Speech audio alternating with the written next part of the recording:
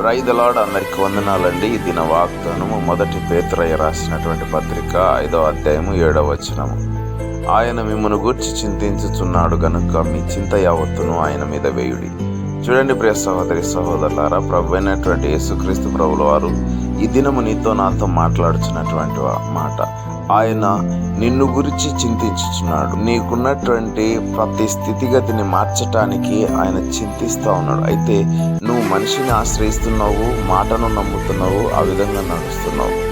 ఎప్పటికైతే నువ్వు ఆ మనిషిని మీద నమ్మకం వదిలేసి దేవుని మీద నమ్మకం ఉంచి నీ విశ్వాసంతో ఆయన పాదాల చెంత నిలబడితే నీకున్నటువంటి ప్రతి విధమైనటువంటి చింత యావత్తును ఆయన విడుదల చేసి నిన్ను సంరక్షించి తలకు మూలరాయిగా నిన్ను ఉంచుకుంటాడు.